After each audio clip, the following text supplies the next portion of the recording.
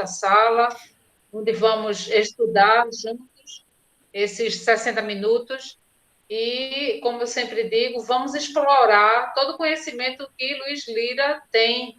Ele estuda muito, se prepara muito, é um pesquisador profundo da doutrina e vamos aproveitar isso, né? Explorar, tirar as nossas dúvidas, fazer perguntas que ele tem prazer de responder. Normalmente, Luiz, ele abre no finalzinho da palestra um período, um intervalozinho para que a gente possa ter essa oportunidade de questionar, de esclarecer. Então, vamos fazer isso, né? Vamos aproveitar. Mas, normalmente, ele tem muita coisa, né, para colocar. Não vamos tomar o tempo, vamos fazer logo a nossa prece inicial, pedindo a Júlio para que ele faça a nossa prece. Ok, vamos continuar com esse clima de alegria fraterno, que isso é que atrai os bons espíritos para junto de nós, e Jesus se faz presente em nossos corações. Permita, mestre amado e amigo, que em teu nome e em nome de Deus, este momento seja abençoado, Senhor, pela tua presença, envolvendo a todos nós com a calma e a tranquilidade, para podermos absorver o máximo possível, Senhor, da lição de hoje. Inspira o nosso irmão, como sempre, para que ele possa, Senhor, com simplicidade e alegria, trazer o teu evangelho, Senhor, e as verdades espirituais, assim como tu nos trouxeste, Senhor, com os exemplos práticos, que nós possamos aplicar no nosso dia a dia. Assim seja. Que assim seja.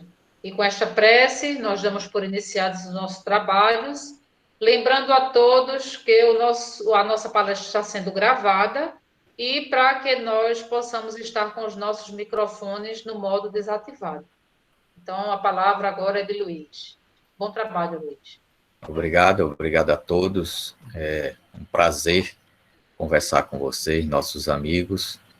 Hoje nós vamos ter uma conversa sobre a estrutura do livro O Evangelho segundo o Espiritismo. E eu tenho aí uma surpresa para o grupo.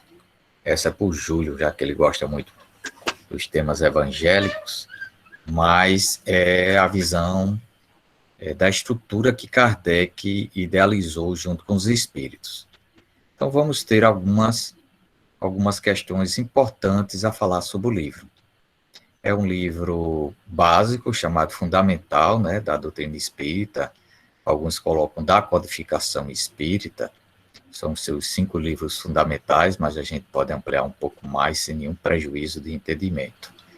Então, vamos colocar aqui uma apresentação para que nos auxilie no encaminhamento, e vou procurar fazer o mais breve possível para que a gente possa conversar sobre este livro. Então, vou colocar aqui a compartilhamento. Quando vocês estiverem vendo, me digam, viu? Ainda não. Agora. Tá abrindo. Chegou. Chegou bem? Agora abriu, Luiz. Chegou, tá ótimo. Muito bem. Então, aí o Evangelho segundo o Espiritismo, que este ano fez 157 anos, em 15 de abril, ele foi lançado em 1864, a sua primeira edição. Sabemos que com outro título, né, que era Imitação do Evangelho segundo o Espiritismo, com essas duas figuras aí ao lado. Aí a página já da sua, aqui é a 7ª edição, né, lançada em Paris, já que quando Kardec já tinha desencarnado. E este senhor Kardec e Jesus, o que é que tem ambos a ver com esta obra? E a quem destina essa obra? Então, isso é muito importante. A gente sabe que nós, principalmente no Brasil, temos esse livro como um livro de cabeceira dos nossos momentos mais difíceis, nossos momentos de fazer uma reflexão, a gente utiliza. Mas vamos ver, então, como é que isso foi idealizado. Tem uma colocação de Kardec, aliás, do Espírito Verdade, que Kardec coloca na abertura do livro. Eu pensei aí essa parte. Eu vos digo em verdade que são chegados os tempos em que todas as coisas devem ser restabelecidas, no seu verdadeiro sentido, para dissipar as trevas, confundir os orgulhosos e glorificar os justos. A mensagem é um pouquinho mais longa, mas a gente separa alguns termos interessantes. São chegados os tempos, restabelecer o verdadeiro sentido e dissipando a treva, confundindo o orgulhoso e glorificando o justo. O que é que isso tem a ver?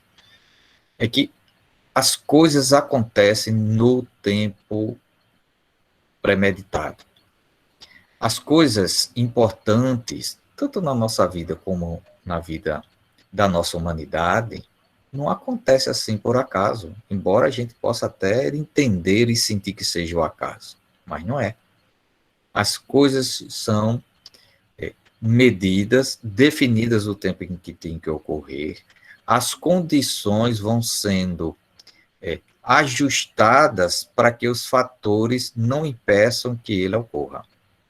Então, o Espírito Verdade vem dizendo que foi chegado um tempo de restabelecer. Se é para restabelecer, era algo que já existia.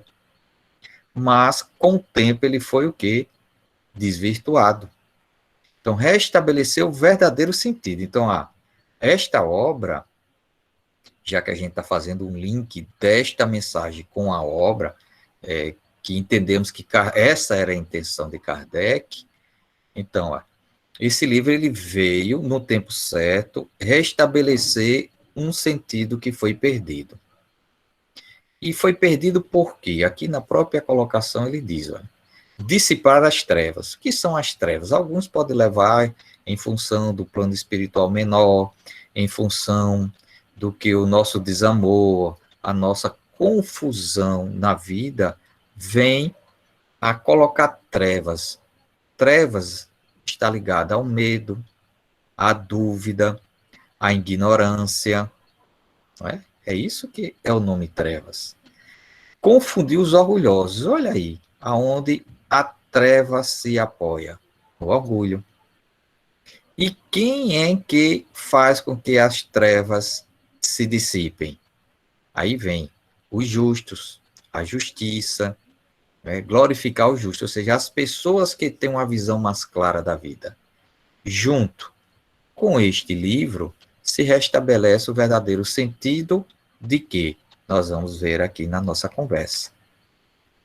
Então, a estrutura da doutrina espírita, a gente tem que entendê-la. Primeiro teve a fase da estruturação dos princípios.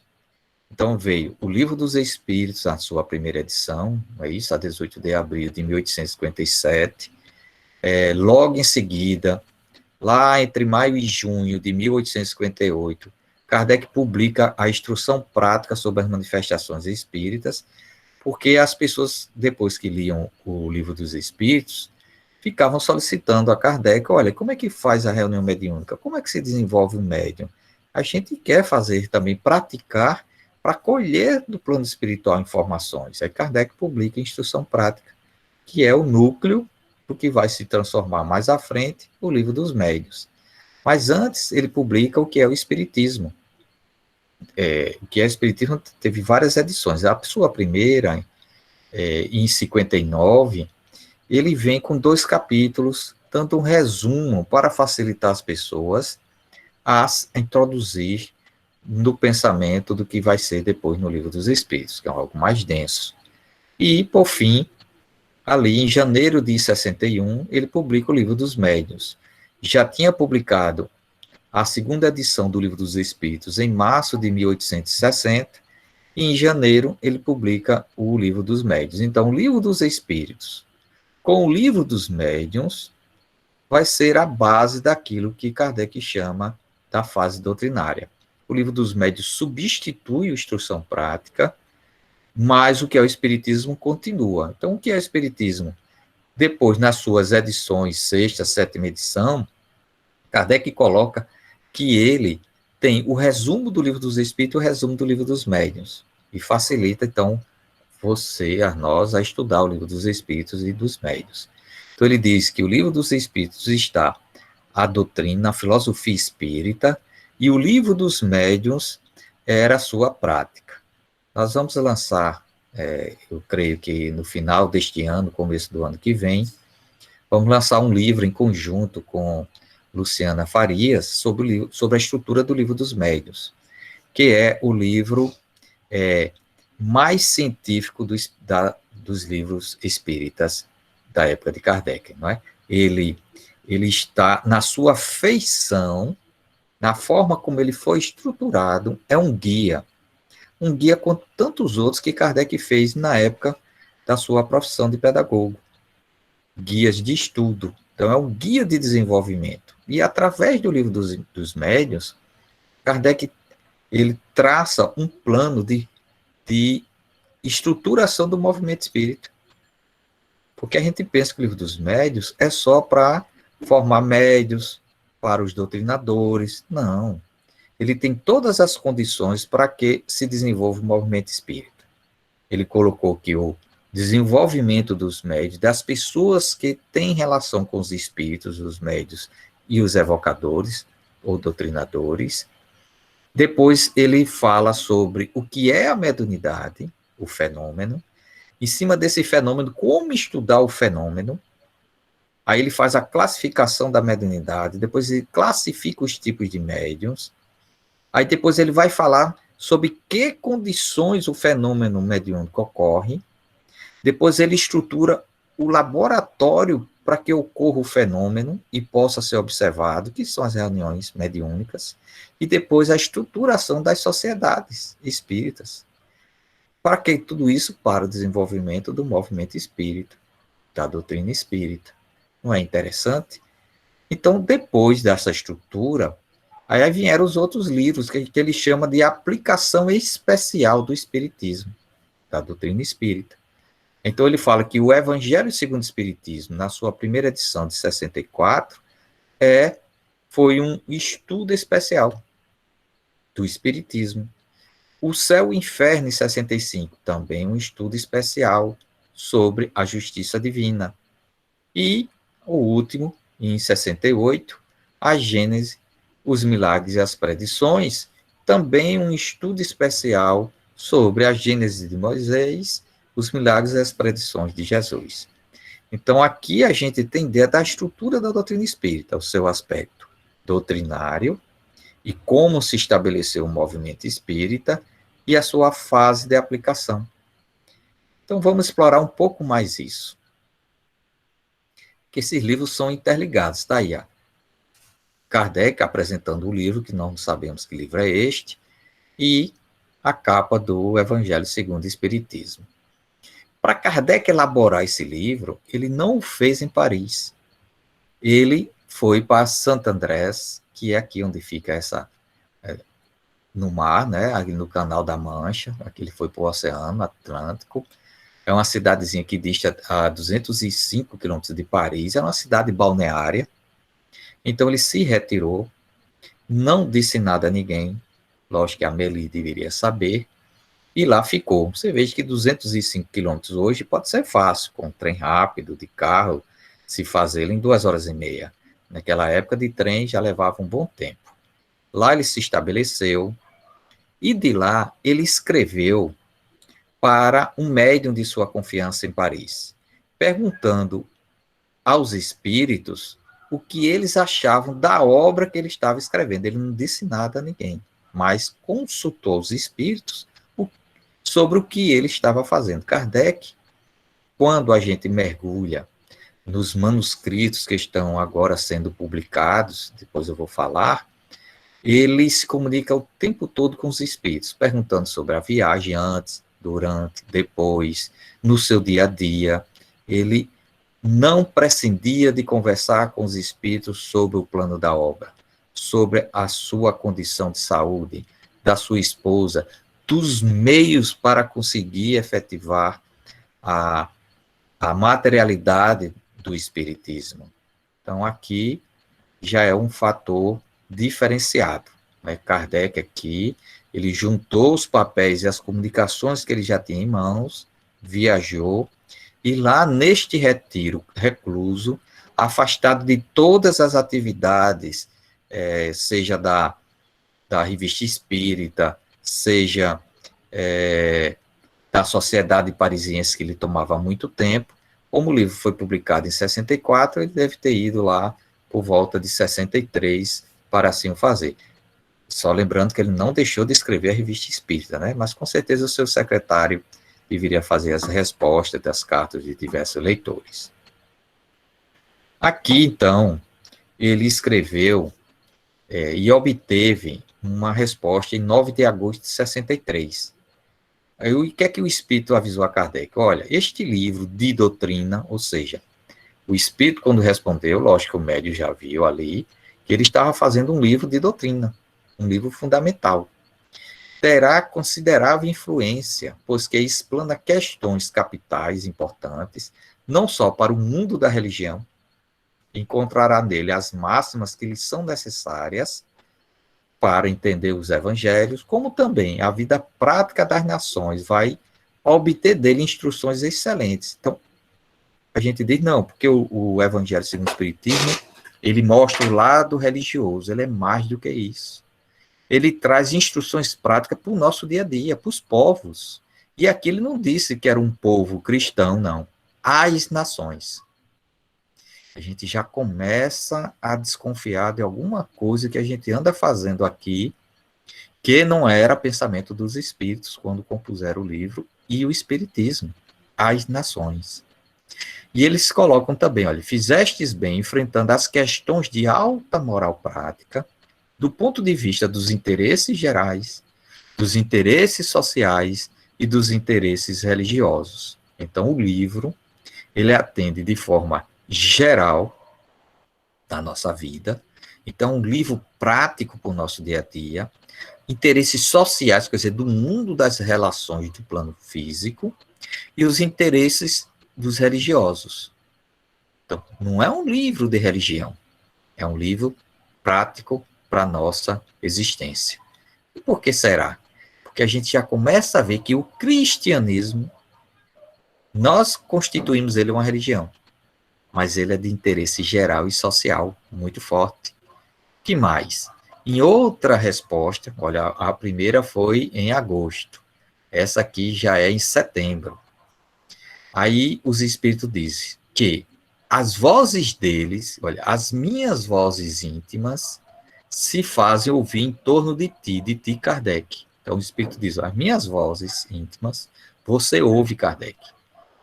E que teu cérebro percebe as nossas inspirações. Kardec disse que ele não era médium ostensivo, mas era intuitivo, porque ele ouvia as vozes em torno dele. Ele percebia essas inspirações. E o Espírito ainda lhe diz, olha, nossa ação, principalmente a do Espírito de verdade, é constante ao seu redor. Plano da obra, né? Que segundo os conselhos meus ocultos, ou seja, do Espírito, modificastes tão ampla e completamente. Então, Kardec devia ter um plano de obra, mas a intuição foi fazendo com que ele fosse modificando, completando, ajustando. E ele diz que é uma obra que foi elaborada de comum acordo.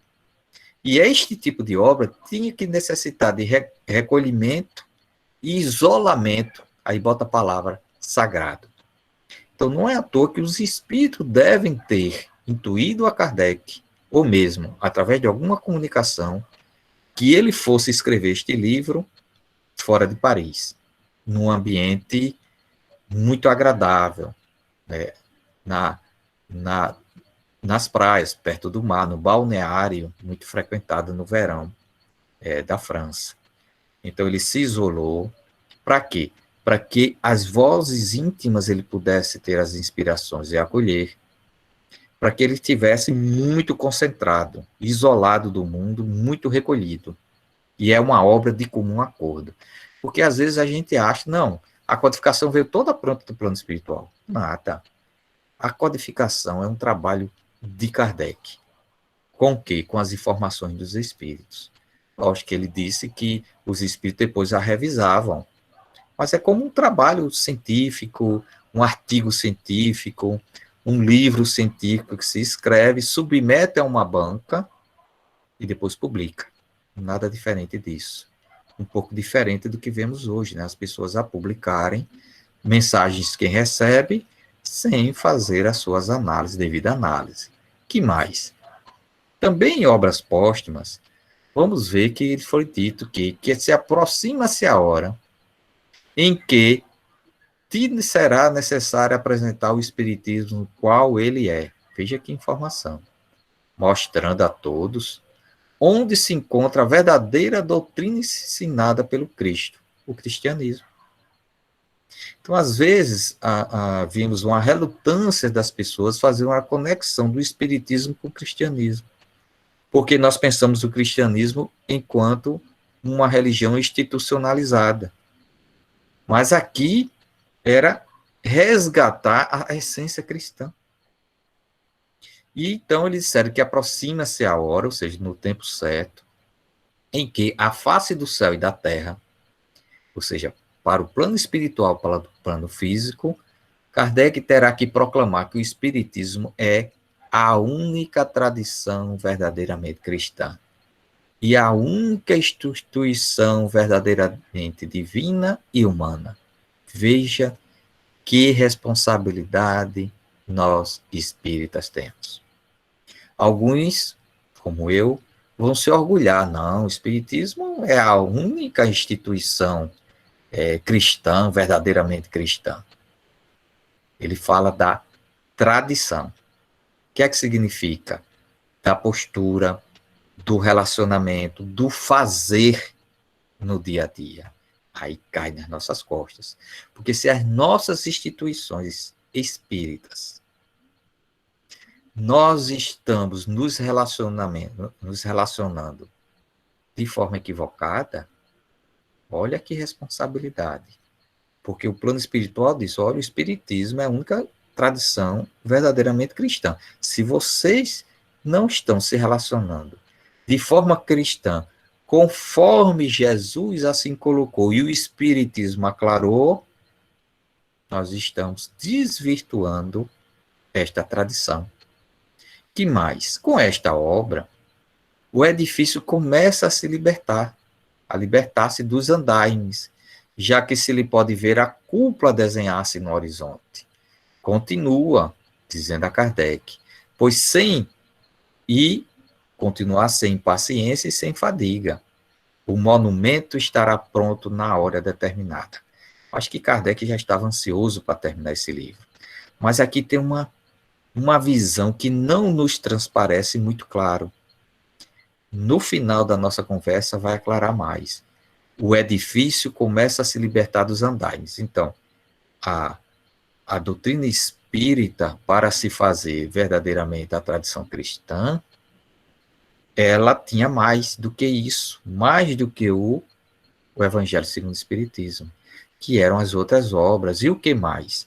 Então ele começa a mostrar que Kardec já começou a ter uma ideia do que fosse o Espiritismo. E a gente vai ver daqui a pouco como é que essa ideia ficou clara nele. Então vamos ver Kardec e os Evangelhos. O que é que Kardec diz na introdução? Olha, as introduções de Kardec nas suas obras é um estudo à parte. No Livro dos Espíritos, no Livro dos Médiuns, no Evangelho segundo o Espiritismo, no Céu e Inferno, Kardec, na publicação da última edição, Kardec tirou a introdução que tinha na primeira edição. Agora já está sendo republicado com esse prefácio, que é muito interessante. E na Gênese, capítulo 1 da Gênese, a gente poderia ter um estudo só desses primeiros capítulos. É muito interessante. Então, lá no Evangelho segundo o Espiritismo, Kardec disse que poderia, nas edições mais recentes, porque na primeira edição ele separou como deveria ser estudado os evangelhos em 4 partes, aqui ele fala em 5. Ele fala dos atos comuns da vida do Cristo, os milagres de Jesus, suas predições, as palavras que foram tomadas pela igreja para fundamento de seus dogmas e o ensino moral. Então, olha, 5 partes que ele diz que os evangelhos poderiam ser estudados. Vamos lembrar que no século XIX não tinha-se um estudo da religião. Você tinha o estudo teológico das religiões, né? Cada religião por si, com os dogmas e tudo. Então, vamos ver que Kardec é um dos precursores do estudo da religião enquanto ciência, na forma científica. Tem um escritor alemão que é considerado a primeira referência no estudo científico, filosófico da religião. Schleiermacher. Ele fez um livro, e esse livro foi um marco. A partir daí, os grupos de estudos, as universidades começaram a ser incentivadas a estudar a religião sem o ponto de vista teológico. Mas só no final do século XIX, quando existiu o primeiro Congresso Ecumênico em Chicago, que é em 1892, aí começou a surgir cátedras, cadeiras, matérias da ciência da religião, da história da religião, da filosofia da religião, separando o estudo dogmático, que era fechado para alguns, agora dentro das universidades, utilizando-se de métodos, procedimentos, técnicas de estudo científico com relação à religião. E, pasmem, se um cientista da religião pegar o Evangelho segundo o Espiritismo, ele vai dizer, poxa vida, aqui é um estudo da ciência da religião. E Kardec, então, olha, separou em 5 partes, e ele disse o seguinte, olha, como isso ficou, então? Ele pegou o ensino moral e disse que ia tratar no Evangelho segundo o Espiritismo. Mas lembra-se que o Espírito disse, olha, você já está vendo a cúpula do edifício. Por quê? Porque as palavras que viraram dogmas da igreja, ele foi estudar no céu e inferno. Os milagres e as predições, ele estudou na Gênese. Só os atos comuns da vida do Cristo que Kardec não tratou. Por quê? Quem tratou foi Ernest Renan, em 63. E Kardec, quando viu esse livro, que é um livro que impacta, quem quiser hoje ler Vida de Jesus, de Ernest Renan, vai se chocar, porque é um Jesus humano que ele trata. Ele tirou aquela aura de divino que a igreja colocou e trouxe para a humanidade Jesus. E aí Kardec questionou os espíritos sobre este livro. Eles disseram que Ernest Renan, apesar de ter uma visão muito particular, era um desses espíritos que veio reformar. Está aqui, ó. Todas essa parte que que Kardec separou, foram feitas entre 63 e 68. Isso é o estudo do Evangelho. Então, a gente às vezes se pega, o Espiritismo não é religião, o Espiritismo estuda os Evangelhos. Estudou os Evangelhos. Com 3 livros. Então, ele tinha a sua primeira fase doutrinária, mas a sua segunda fase foi um estudo especial dos Evangelhos. Então, por isso a gente pode olhar sobre esta ótica que o Espiritismo se baseia numa doutrina com princípios espíritas para explicar os Evangelhos, para estudar os Evangelhos, para deixar claro os Evangelhos e aí resgatar a verdadeira face do cristianismo. Interessante, né? Então, ele vai aqui pegar o Evangelho e como é que ele estruturou? Ora, ele primeiro tratou dos precursores do Espiritismo. Se o Espiritismo é algo importante, que vai aclarar o que é o cristianismo, tem que se falar sobre os seus precursores, que ele, de uma forma muito brilhante, foi buscar em Sócrates e Platão, como precursores do cristianismo, por conseguinte do... Olhe, não, as pessoas não entendam mal, mas eu escolhi Sócrates e Platão, vão dizer que é só do pensamento filosófico, não é um religioso, mas ele disse, e depois, hoje, eu digo hoje, mas desde o século XX, nos estudos mais aprofundados sobre filosofia de Sócrates e Platão, foi visto que o paganismo não falava sobre a vida após a morte. Ele dizia que a vida continuava, mas fazendo nada. era o nadismo. Por isso que a preocupação era sobre a existência física, o bom e o belo. Mas foi a filosofia, a partir de Sócrates e Platão, que mostrou que a vida após a morte, ela continuava e que era necessário na existência fazer o certo, fazer a justiça, para que na vida após a morte não viesse a sofrer consequências. Então foi a filosofia grega, clássica, que estabeleceu uma visão de mundo espiritual. Depois do precursor do espiritismo, aí ele vai abordar o espiritismo. Aí vai falar sobre o espiritismo. E depois a gente vai ver que ele faz um estudo das bem-aventuranças, que é interessante. Por quê? Porque as bem-aventuranças é o núcleo da ética cristã. É o núcleo do cristianismo. Se a gente quer entender a mensagem cristã, a mensagem de Jesus, temos que ler as bem-aventuranças. Que às vezes a gente diz são 9, mas a gente vai ver que são 10. Depois das 9 tem mais um capítulo à frente. Então a gente vai ver isso em Mateus, em 5 e 6, capítulo 5 e 6, mas vamos ver em Lucas, né? Um é chamado Sermão da Montanha, outro Sermão da Planura, mas são as bem-aventuranças. Então a gente tem os precursores do Espiritismo para entender da onde o Espiritismo veio. Depois vem ele falando sobre o Espiritismo, depois ele vai fazer um estudo especial sobre as bem-aventuranças, depois ele vai falar do amor e caridade. Veja que escadinha, cada um dependente do outro. Para poder a gente entender as bem-aventuranças, a gente tem que entender os princípios espíritas. Entendendo as bem-aventuranças, a gente entende agir com amor e caridade. E agindo com amor e caridade, a gente vai entender a nossa missão dos espíritas. Está lá, vários capítulos sobre a missão do espírita, a missão do espiritismo. E aí ele termina um capítulo, o 38, com sobre preces. Um compêndio de preces, que depois foi publicado à parte.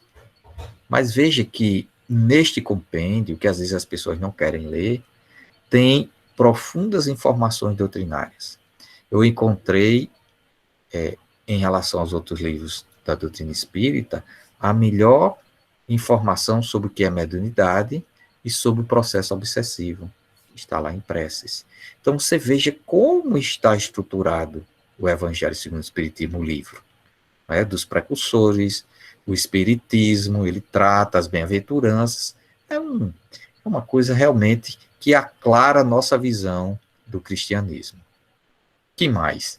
Aí ele vai lá, no primeiro capítulo, com o objetivo da obra, do Evangelho segundo o Espiritismo. Primeiro, uma coisa que já nos chama a atenção. Lá diz que é o terreno em que todos os cultos podem encontrar-se. A bandeira sob a qual todos podem abrigar-se, por mais diferentes que sejam as suas crenças, porque nunca foi objeto de disputas religiosas, sempre e por toda parte provocadas pelos dogmas. Então, esse é o primeiro ponto que a gente tem que refletir. O Espiritismo não foi feito para virar uma religião. Os princípios espíritas vão auxiliar todos os cultos. Então a gente tem que deixar essa pressão nas pessoas para que eles se tornem espíritas.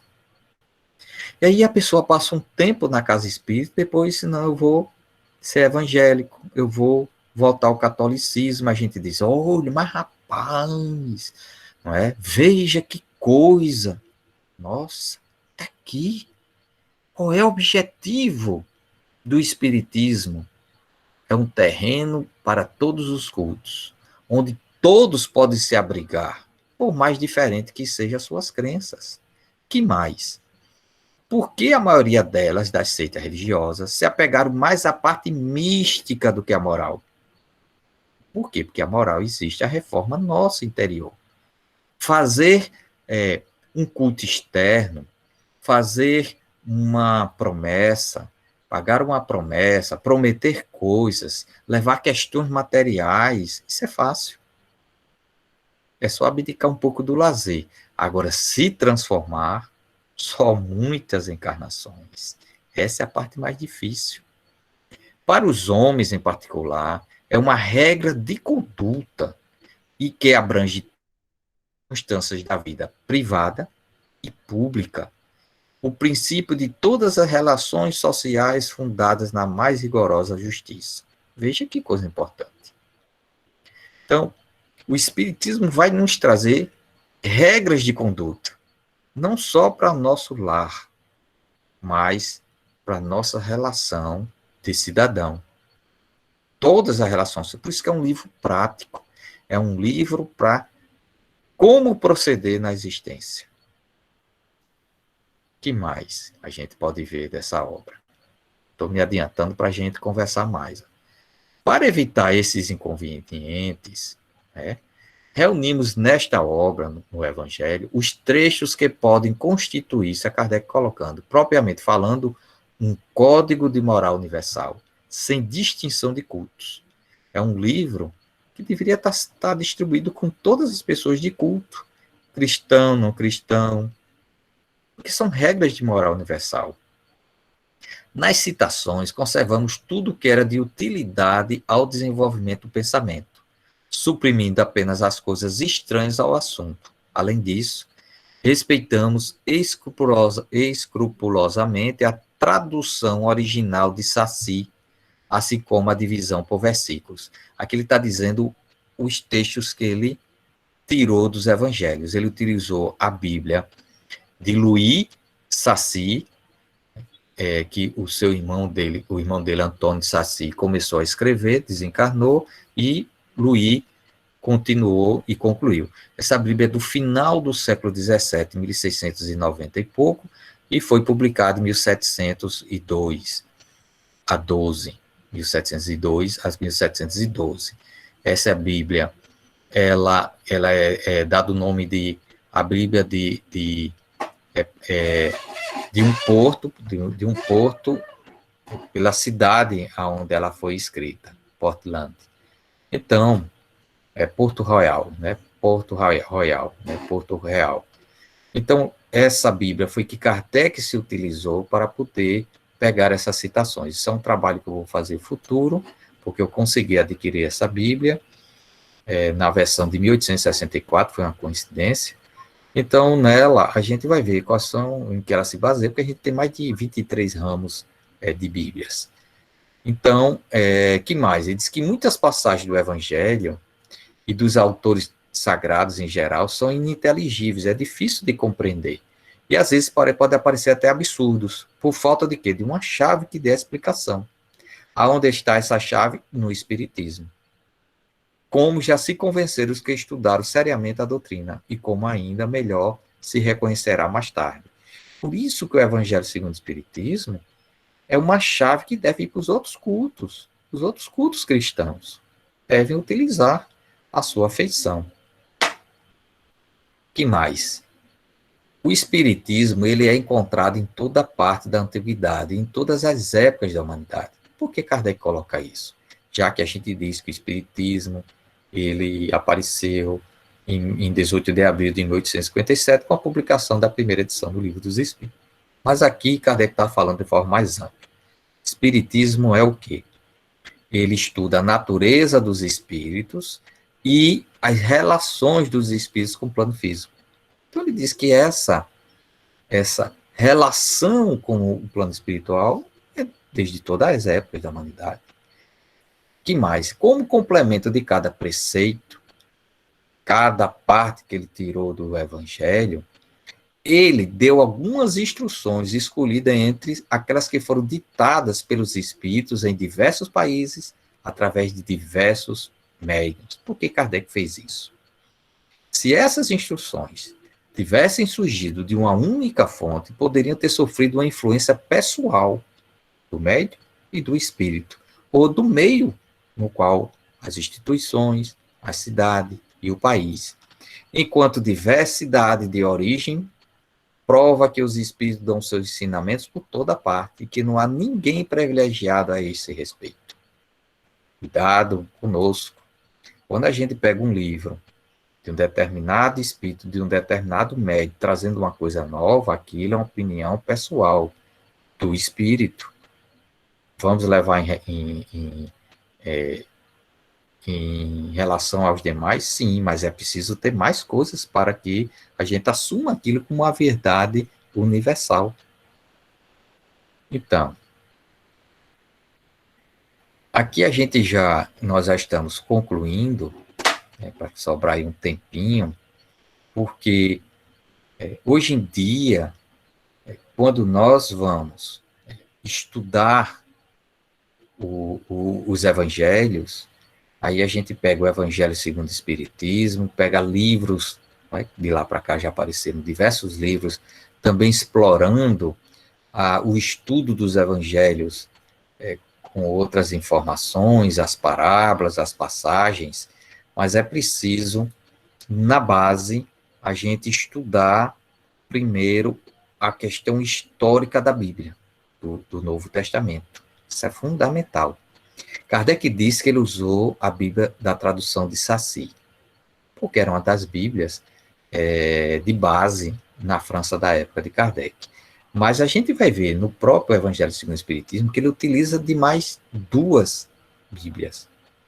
Quando ele sentia que aquela passagem deixava alguma dúvida, não estava concernente com os princípios espíritas, ele ia buscar na Bíblia de Oswald, que é uma Bíblia mais ligada aos reformistas, aos protestantes. E também a chamada do texto grego. Então, eu acho que não vai dar tempo a gente falar sobre a parte técnica, científica, e que os estudiosos falam sobre os escritos evangélicos, mas vamos ver que eles começaram a circular, assim, chamados ditos do Senhor, quando Jesus morreu, por volta de do ano 30, 35, alguns falam que foi em 45, e o que se tem de estudo, comprovando que o primeiro escrito cristão que chegou até nós é a primeira carta aos Tessalonicenses de Paulo de Tarso. Então, fala-se que os escritos de Paulo de Tarso foram os primeiros escritos cristãos. São 13 cartas, mas só 7 hoje em dia é tida como autênticas.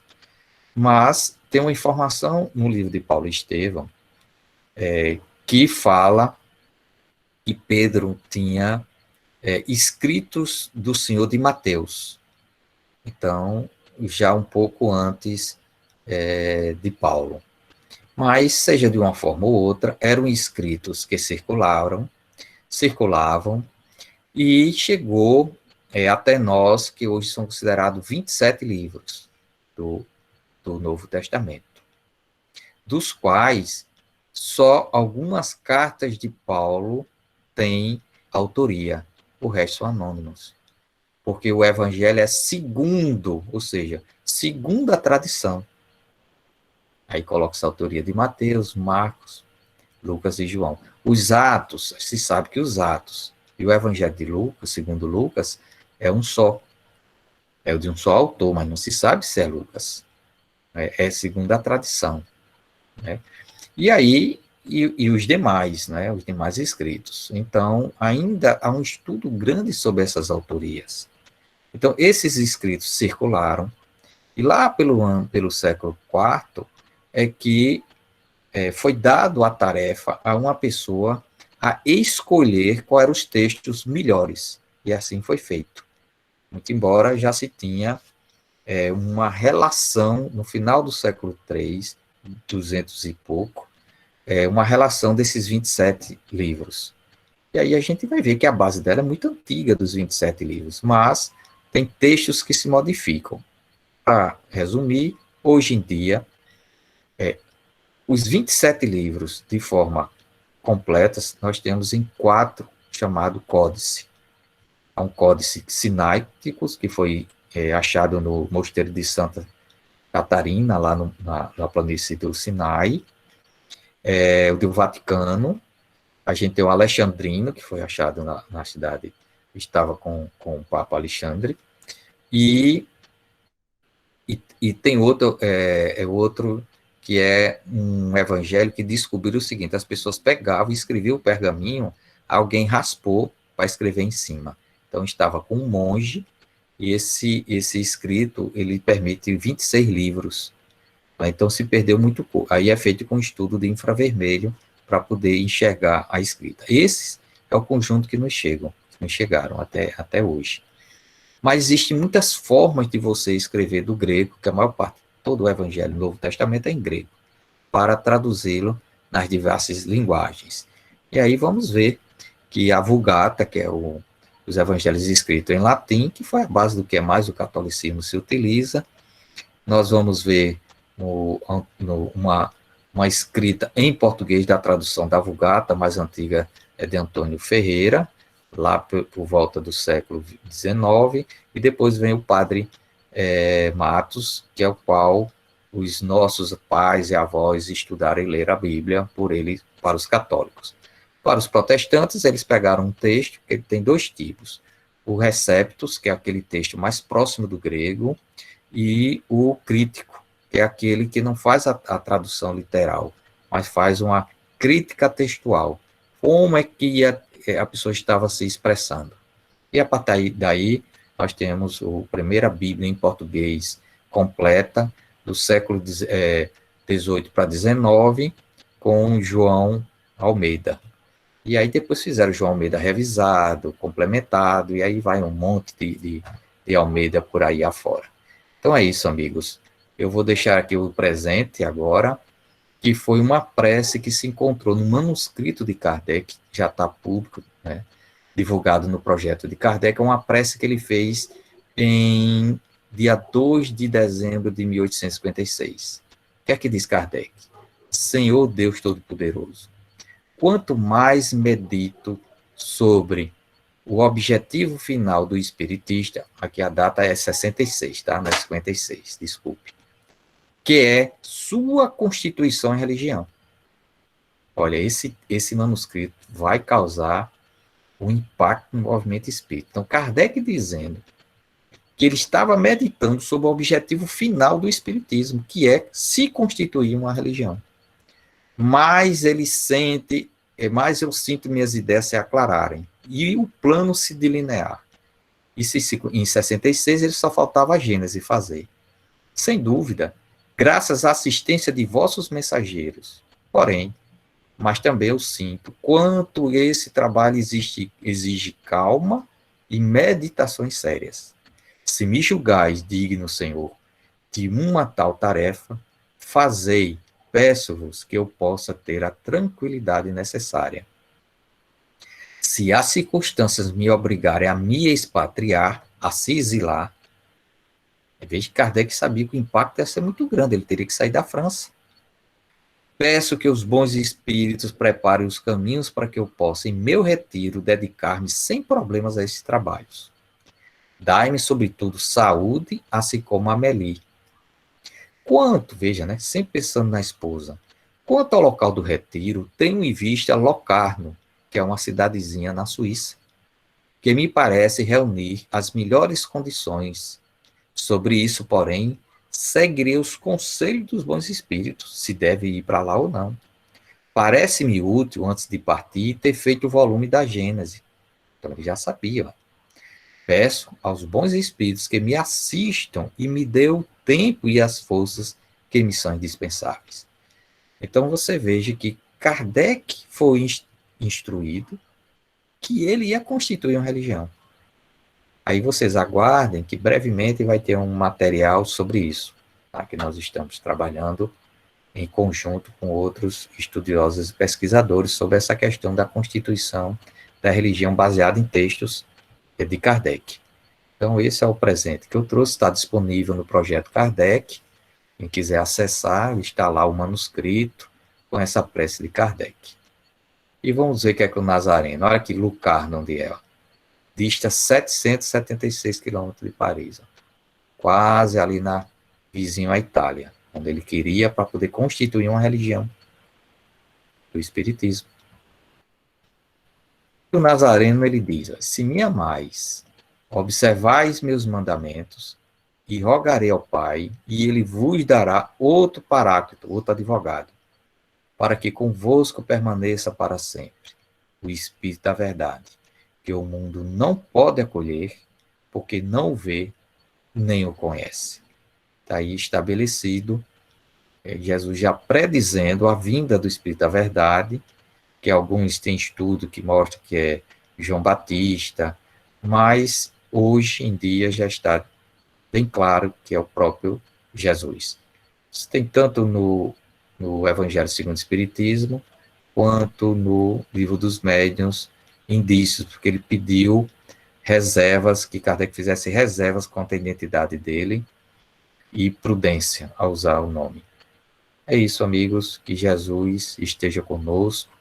O Evangelho segundo o Espiritismo é uma pérola que nós temos nas mãos, não só para ao nosso conhecimento, mas, sobretudo, para a nossa prática de espírita. Então, muita paz e fico aí à disposição de vocês.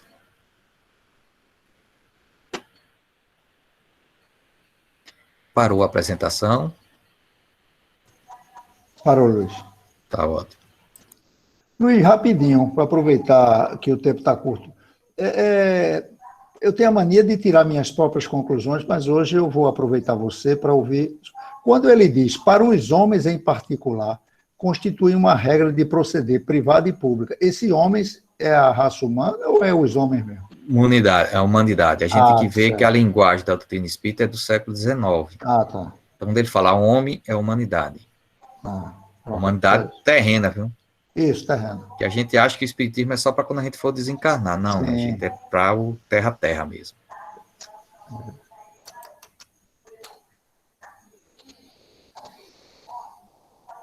Eu acho interessante quando o professor Júlio aí e tu, Luiz, fala essa questão de raça.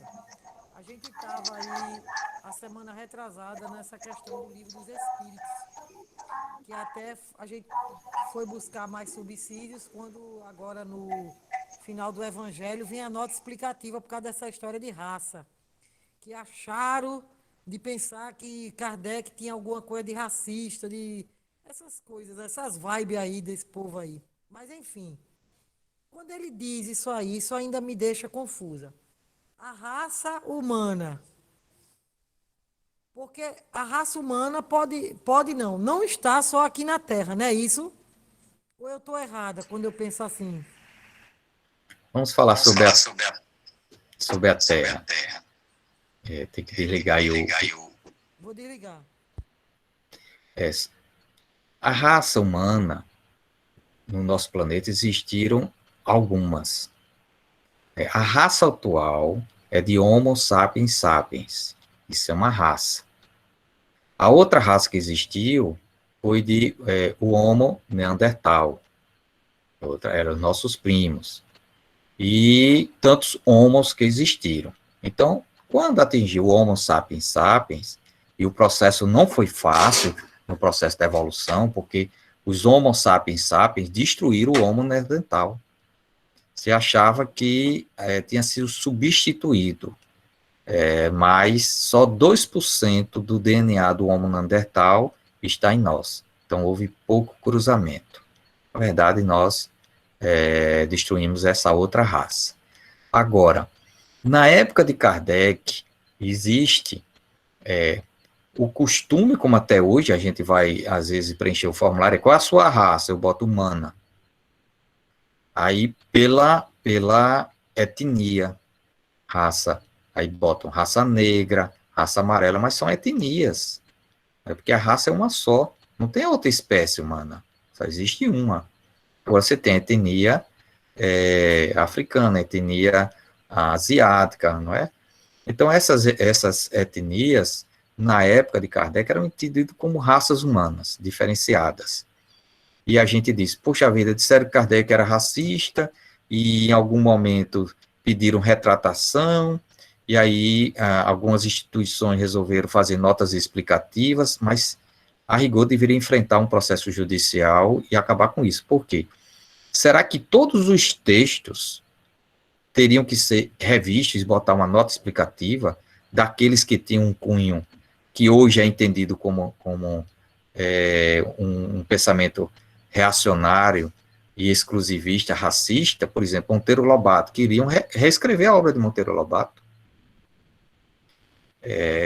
Então, partiu para isso, porque foi feito um acordo com o Ministério Público, porque em algumas passagens, onde Kardec fala de raças, que as raças mais selvagens, aí tinham nossos indígenas, povos da África, da Austrália, eram tidos como primitivos. Está claro isso na codificação, e que o mundo europeu era mais evoluído. Isso era o pensamento da época mesmo. Kardec não foi um homem diferente da sua época. E a ideia era que isso eram espíritos mais evoluídos.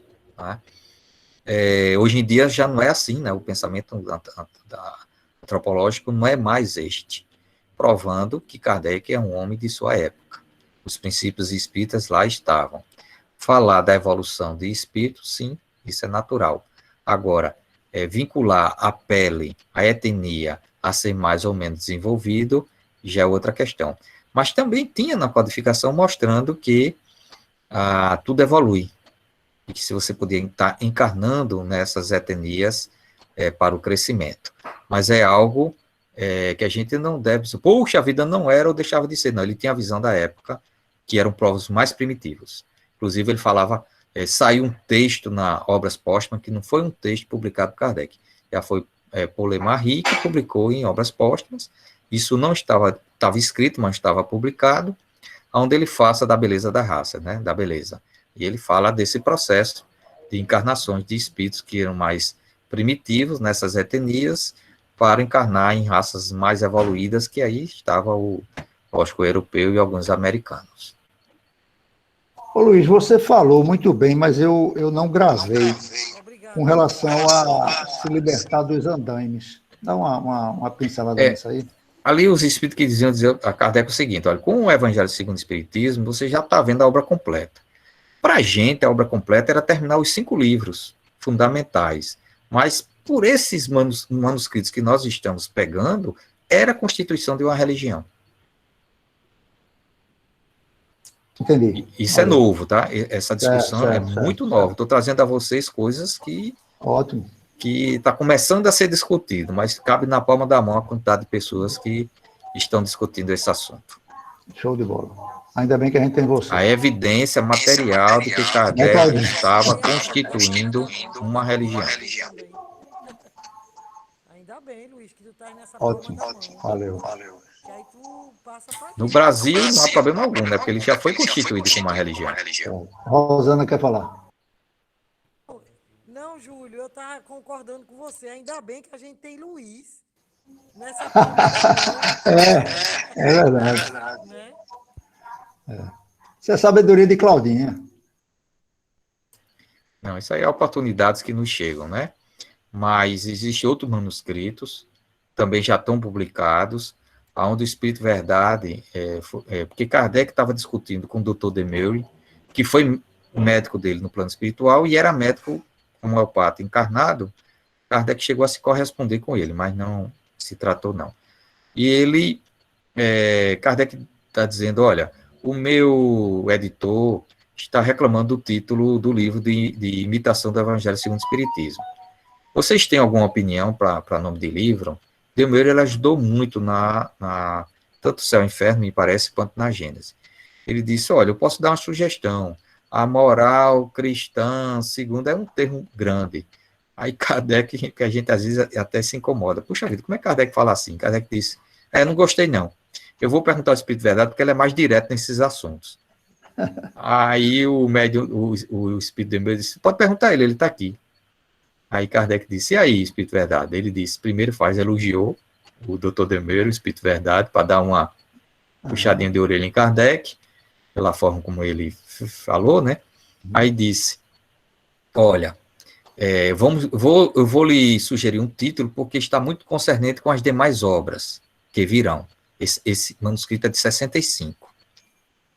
Aí, é de agosto de 65. Ainda não está divulgado no projeto Kardec, mas já está na página do ACOL, que é Allan Kardec Online.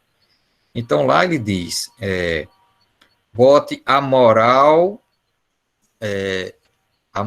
dos evangelhos segundo o Espiritismo. Kardec não botou. O Espírito de Verdade pediu para ele botar, ele não botou. Legal. Ele deixou o Evangelho segundo o Espiritismo. Show de E aí bola. ele falou que tinha esse livro, A Moral, ele disse que teria um livro sobre o magnetismo, segundo o Espiritismo, a religiões, segundo o Espiritismo, a política e questões sociais, segundo o Espiritismo. Tinha vários livros para Kardec Muita fazer. coisa, né? E não fez. Desencarnou, não fez. E a gente fica... Podia ser o Pentateuco e podia não ser o Pentateuco. Mais na frente acharam uma pasta com vários escritos de Kardec sobre religião. Era sobre o livro que ele escreveu sobre religião. É sobre esse material que nós vamos, em conjunto aí com vários espíritas, publicar um artigozinho sobre ele. Estou trabalhando nisso agora. Maravilha. Mas, assim, vai criar uma discussão, os meios mais de pesquisa, Sim. e que, efetivamente, os espíritos estavam instruindo Kardec a ele constituir uma religião. No Brasil, isso foi constituído, e alguns colocam que Dr. Bezerra foi o responsável em dar essa feição religiosa ao espiritismo aqui. Maravilha, maravilha. Claudinha, o seu tempo aí está... Agora, Rafa tinha levantado a mão já fazia um tempinho. Vai querer perguntar ainda, Rafa? Não vai cair, não, a conexão? Não, esse aqui Não, é esse não, porque é institucional. institucional. Aí não tem tempo. Então tem mais 8 perguntas para fazer. Rafa, vai falar. Oba! Oi, boa noite, pessoal. Boa noite a todos. Oi, Rafa. Então, a gente aprende bastante, né, com o Luiz. Quando a gente estuda também as obras de Allan Kardec, o que Luiz falou é extremamente importante. Só que é desconversado, né? A gente acaba perdendo essas informações no campo do espiritismo. E Luiz, né, temos a oportunidade de receber esse compilado de filosofia que Allan Kardec, na verdade, quis nos trazer. Só que a gente acaba conhecendo o espiritismo de outra forma. Então, para quem estuda, né, tenho certeza que a maioria reconheceu essa importância, porque o que Allan Kardec coloca no início, né, de seus livros, nos capítulos introdutórios, de como ele fez cada coisa, é de você reconhecer a imensidão do caráter e do preparo dessa pessoa. E eu acho importante porque o Allan Kardec, para quem já conhecia, ele tinha um preparo de conhecimento, mas um conhecimento filosófico e científico. Então, ele tinha um conhecimento de causa, ele tinha também a curiosidade de entender como se davam os processos. E, infelizmente, né, a nossa visão ainda deturpada o modo como enxergamos o mundo, que é ainda difícil, né, é um modo ainda deturpado de enxergar esse mundo, a gente acaba se perdendo nesses conhecimentos. E Allan Kardec trouxe um conhecimento tão avançado, até hoje ele é avançado para a gente, porque a gente não conseguiu ainda alcançar tudo isso que ele trouxe, a gente acaba se perdendo nesse conhecimento. E aí quando Luiz vem trazer essas obras que ele está reunindo, né, essas obras filosóficas, essas obras que trazem, poxa, olha a versão que Allan Kardec trouxe para a gente. Então, a gente acaba voltando para o que realmente importa, né? Ele começa a trazer essa pureza de filosofia que Allan Kardec nos trouxe e que a gente está se perdendo se a gente não, deixar de ficar, não observar, não se vigiar, em deixar essas obras de lado e apenas ouvir, a gente vai ficar ali no raso e a gente vai começar a divulgar uma doutrina de uma maneira equivocada, e não uma doutrina de uma maneira que estudamos e conhecemos. E isso é uma coisa muito perigosa, que a gente precisa estar atento. E as pessoas que vão ouvir, será se elas vão ouvir de alguém que estudou ou de alguém que não estudou? Como é que a gente vai saber disso também? Então, é uma coisa muito importante, muito, muito mesmo que o Luiz está trazendo. A importância da gente estar sempre lendo Allan Kardec. É um livro de cabeceira, porque é um livro tão complexo que a gente precisa estar relendo. Né? Reler ali aquela parte, reler aqui outra parte, E é um tempo também necessário que a gente precisa dispensar para compreender essas obras. Outras obras complementares também são importantes, né? Eu vi uma história de Roger, que é um cara que está encarnando desde o início lá do sistema de capela, e ele vem trazendo assim vem como uma obra complementar da importância desses trabalhos filosóficos e científicos, como o de Allan Kardec, para acordar a humanidade. A gente tem uma humanidade aqui não tão avançada no sentido moral, e a gente precisa mostrar para ela uma face de que ela precisa alcançar. Essa face é a face do amor, é a face das condutas que vai levar às boas, o bem-estar. Mas, né, com a deturpação dos conhecimentos e com a forma como eu compreendo as coisas, eu vou criar religiões, eu vou criar diferenças, eu vou criar uma forma e vários grupos de ver aquela forma, né? E muitas vezes é uma forma de se ver, né, um pouco longe da interpretação que realmente deveria ser, mas já é um caminho. E como o Luiz falou, eu vou pegar essa informação agora que eu tenho nova e vou inserir nesse modo de interpretar que eu tenho, né? Então eu vou construindo essas novas interpretações. Mas, enfim, não vou me delongar muito, que seria outra palestra, mas agradeço bastante, pessoal, a oportunidade, ao Luiz. Foi uma maravilhosa exposição e com certeza eu vou assistir de novo e vou ficar acompanhando, porque são conhecimentos muito importantes para a gente. Obrigado, boa noite. Tem uma coisa importante no Evangelho segundo o Espiritismo, porque Kardec pega os textos dos evangelhos, também pega do Velho Testamento, tá? Alguém que fez um estudo dessa quantidade, chegou a afirmar que a quantidade de textos que Kardec pega do Velho Testamento para o Novo Testamento é parecido com o que tem do Velho Testamento no Novo Testamento. Existem essas quantidades.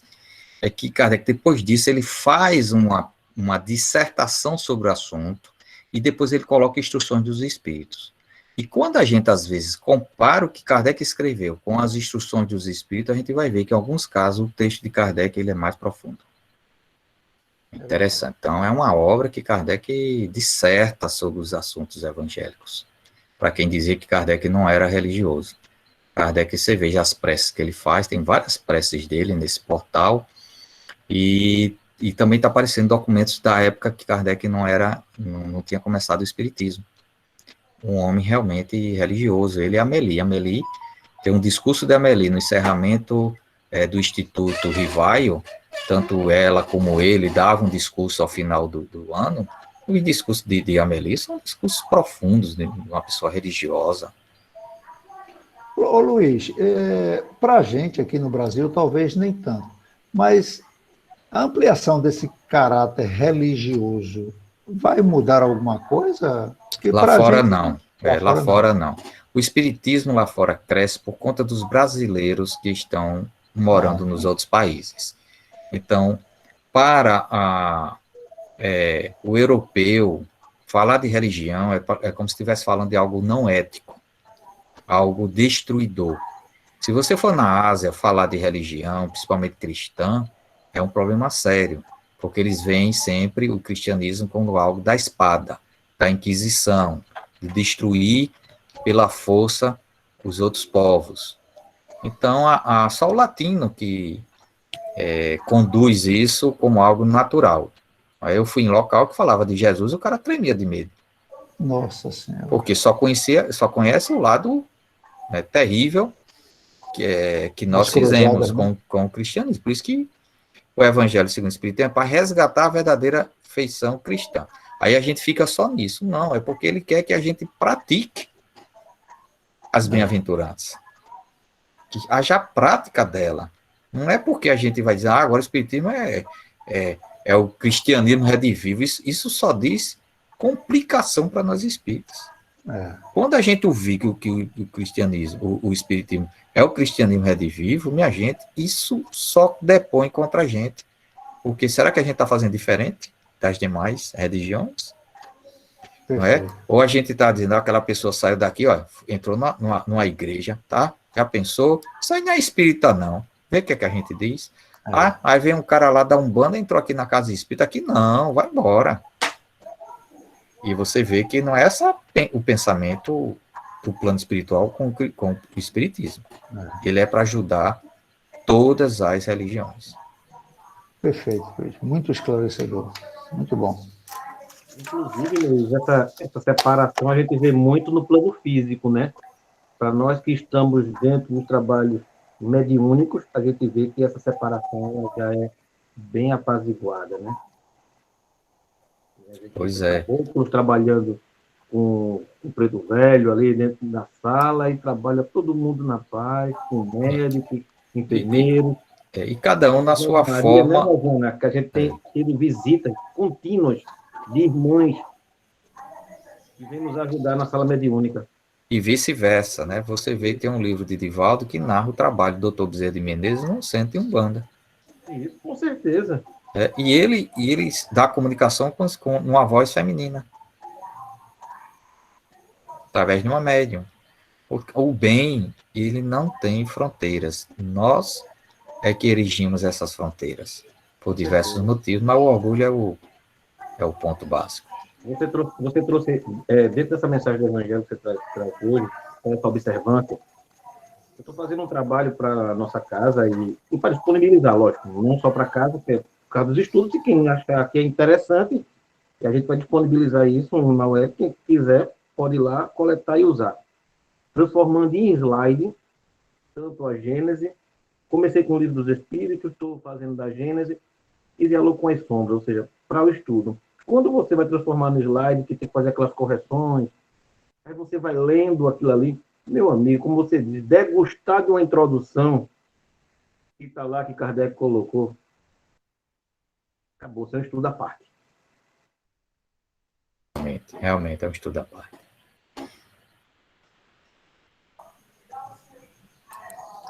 Agora, é como você bem colocou, Luiz, com relação à espécie humana, à raça humana, à etnia. Isso, transferindo para o lado espiritual, Divaldo faz uma colocação também muito importante, porque quem dá nome aos espíritos é o segmento ao religioso ao qual aquele espírito chega. Então, quando um segmento religioso chama de preto velho, aí Divaldo diz, mas por que não incorpora um amarelo velho, um branco velho, uma mulher velha só? Quer dizer, na verdade é seu João, é seu Antônio, é seu Júlio, é seu Luiz, é seu Jonas, é dona Cláudia, que está, na verdade, se comunicando. Então, quando eu tenho um irmão que ele é do Vale do Amanhecer, eu digo, não, Bezerra de Menezes aparece no Vale do Amanhecer, mas ele traz isso como se ele aparecesse lá, não fazendo um trabalho de amor, mas sim com uma roupagem de preto velho, ou de um elemento, de alguém que se representasse dentro daquela cultura. Porque o amor, ele não tem roupa, ele não tem religião, ele não tem... Nós, o próprio médium, quando ele recebe um espírito, ele capta as vibrações daquele espírito e ele mesmo denomina aquele espírito animicamente, porque o espírito em si só, ele não se apresenta como eu sou um preto velho, ele traz uma mensagem. Bom, pelo menos é assim que eu vejo. É uma questão interessante, Júlio, porque, primeiro, tem a questão do médium. Para ser sincero, acho que só 3 médios aguentaram ficar com Kardec até o desencarne dele. A maioria ia embora, por vários motivos. Em 1865, foi uma revoada de médiuns que saíram e pessoas assim muito queridas de Kardec. Por quê? Porque Kardec entendia o médium realmente como um instrumento falho. Então a gente vai ver Kardec. Isso é tão interessante porque como a gente agora está tendo acesso a manuscritos de Kardec originais, de comunicações que ele passou para a Revista Espírita, e da Revista Espírita ele passou para algumas obras fundamentais, a gente vê o arco de trabalho de Kardec. Então a gente vê no manuscrito Kardec corrigindo a comunicação, cortando palavras, botando outra, mudando o nome de espírito, redigindo por cima, que para a gente hoje seria inconcebível. A gente pega uma comunicação do médium escrita, aquilo é sagrado. Para Kardec, não. Ali tinha erros. Precisava ser corrigido e depois discutido com o espírito, porque depois ele às vezes evocava o espírito da mensagem, só eu alterei aqui. Aí o espírito, rapaz, faz isso não. Aí ele publica na forma que Kardec pensa, porque ele achava que tinha conflito com o doutrinário. Então, Kardec tratava os médios como um mero instrumento. Os médios não gostavam. Não se tinha nome de médium. Ele colocava na revista Espírita, mas nos livros fundamentais quase que não tem o nome dos médios. Perfeito. Nome de espírito. Que mais Kardec via? Ele via a escala espírita em ação. Isso. Que ele traçou. Então, tem espíritos que se comunicam conosco que traz esses atavismos. Mas, das vezes, é o próprio médium. Acredito. E isso é tão importante que o Espírito São Luís teve que dizer numa comunicação na revista Espírita, dizendo, cuidado, cuidado. Acho que está no Céu e Inferno, não. Acho que está no Livro dos Médios também isso. Cuidado. Eu raramente me... O seu som desligou. Aí ele disse, eu raramente me comunico fora da Sociedade Parisiense de Estudos Espíritas. Por quê? Porque as pessoas estavam recebendo mensagem dele em outros centros. Isso é, raramente me comunico. Cuidado. Segundo, mesmo assim, tem um espírito que disse, fulano, o Kardec eu acho que desconfiou, né, da mensagem, disse, fulano, você realmente, vou chutar aqui, é Erasto? Aí o cara disse, não. E por que você assinou como Erasto? Porque eu sou do mesmo nível. Ou seja, os espíritos que não têm encarnações conhecidas aqui, ou têm encarnações em outros planetas, mas é do mesmo nível, ele pega uma referência com autorização do outro. Rapaz, vou falar no seu nome, posso falar. E a gente se apega. E pior ainda, não verifica se aquela mensagem é do jeito daquele espírito. Por isso Kardec desconfiou. Então, no livro dos médiuns, ele tem algumas comunicações, umas 6 comunicações que ele botou como apócrifas, ou seja, mensagens de espíritos pseudo-sábios ou enganadores. Aí você vai lá, ele vai dizer, olha, esse estilo não é o do espírito. Ele convoca o espírito. Olha, foi você que redigiu, foi quando o São Luís disse que raramente faria. Outras, ele diz, apócrifas, mas não tem nada nela que seja contrário ao aspecto doutrinário. Mas quem assinou não foi aquele espírito. Aí pergunta o espírito, por que você assinou? Aqui não tem nada de errado. Por que você não usou o seu próprio nome? Aí se eu botasse meu nome, vocês não iam levar em consideração. Então, eu quero que essa mensagem chegue a muitos. Então, usei o nome de fulano e tal. Está acabado. Perfeito. Então, essas coisas, como a gente não evoca espírito para discutir, como a gente não discute com os coordenadores essas questões, aí está passando uma boiada. É verdade. É verdade. É um problema. Pessoal, vamos finalizar o nosso trabalho, né? Já passamos Valeu, aí Luiz. 20 Obrigado, minutos Luiz. do horário. Ah, É uma pena, mas a gente tem que encerrar. Então, vamos agradecer a Luiz pelo trabalho realizado. Como esperado, né? Maravilhoso, de muita profundidade, muitas informações importantes. Que bom, Luiz, que nós podemos contar com você uma vez no mês aqui na nossa instituição. E fica aí a nossa gratidão. Gratidão também a todos os outros que estão fazendo parte da sala, que estão conosco, participando do trabalho. Vocês são todos muito bem-vindos e na próxima semana, novamente, nos reencontraremos. Bené está por aí ainda? Ele pode fazer a prece? Está aí ainda, Bené? Estou, Claudinha. Pode fazer? Posso. Como eu disse, eu fiz uma cirurgia hoje na boca, mas acho que dá. Depois dessa palestra aí de Luiz, a gente arruma um jeito aqui e fala. Porque é falar com o coração, né? Da alegria de poder participar de um banquete desse. Então é só agradecer a Deus agradecer a Jesus, aos nossos guias espirituais, né? Os nossos mentores, né? Ao mentor do nosso amigo Luiz, né? Que o guarde, que o proteja, né? Que proteja a sua família, dando a ele toda a expertise que ele já tem e aumente, e para que ele possa, cada dia mais, levar adiante esses estudos tão importantes para nós e para a humanidade, né? Porque, como a gente viu, isso não é uma obra restrita aqui, né? E do Brasil ou de quem quer que seja, né? É uma obra do mundo, né? Do universo. E nós só temos a agradecer a todos, a Luiz, e pedir que tenhamos uma semana, um restante de semana aí, com muita saúde e paz para todos. Que assim seja. E assim Então, com essa seja. prece, nós encerramos os nossos trabalhos. Boa noite a todos. Boa noite. Luiz, mais uma vez, obrigada. Grande Eu que agradeço. Obrigada, Luiz. Valeu, Luiz. Tchau. Tudo bom. Tchau, Trabalho. Jonathan. Tchau, Tchau, Claudinha. tchau. Boa noite a todos. Boa noite a todos. Boa noite.